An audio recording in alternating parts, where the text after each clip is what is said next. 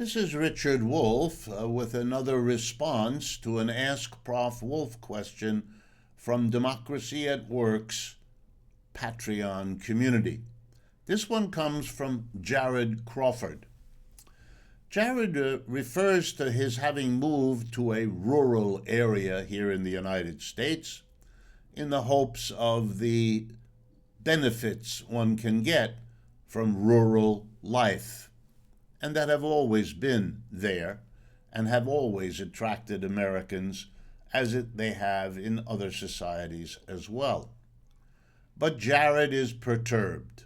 Having moved, he now discovers that this rural area is, as he puts it, Trump land, full of folks who are anti-vaxxers, who proudly don't wear masks, who suffer many of the consequences, but seem determined to live a life of negation of what comes from the urban areas, and Jared feels worried that he may have chosen something that is more of a burden than a blessing. And I want to respond because it's a very interesting issue. And I want to use history, as I often do, because I find it an extraordinarily rich source of insights not available, in my knowledge, anywhere else. So let me begin.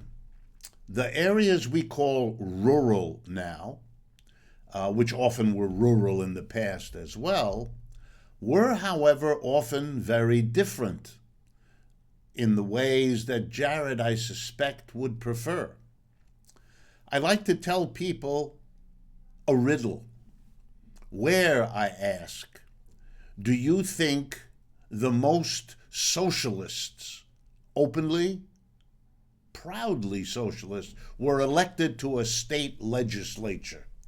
Where did socialists have the largest block of elected officials in a state legislature? Well, the answer is Oklahoma. Yeah. Why do I tell you this story? Because rural areas are sometimes the most radical, the most far-sighted, the most progressive in a country, including the United States. My point is, things change. The political complexion of different regions, of urban versus rural, of agricultural versus industrial, and so on, shift.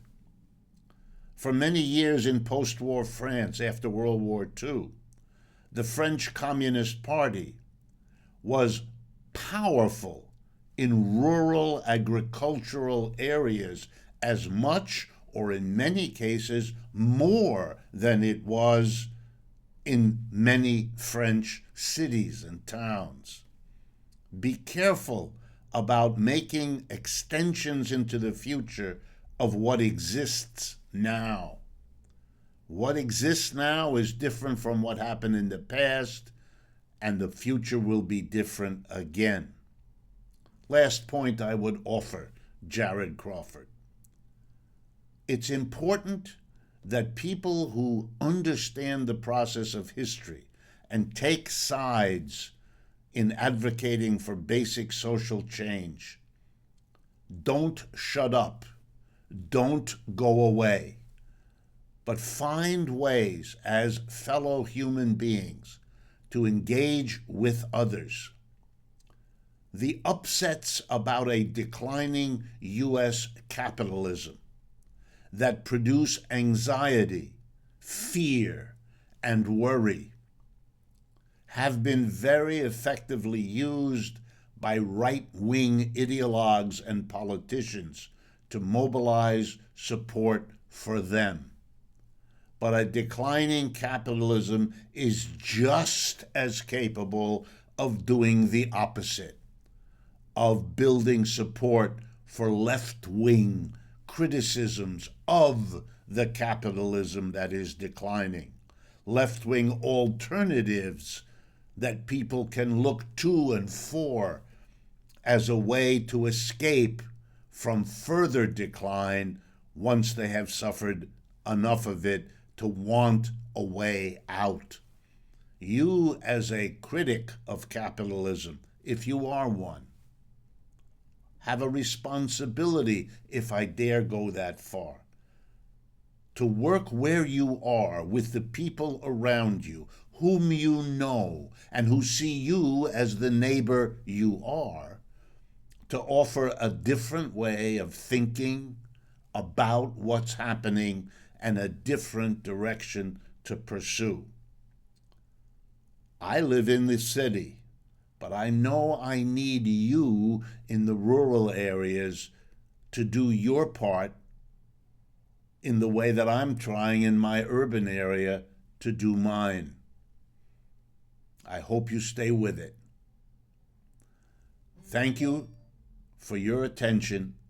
To you, Jared, and to the entire Patreon community whose support we are grateful for. This is Richard Wolff for Democracy at Work.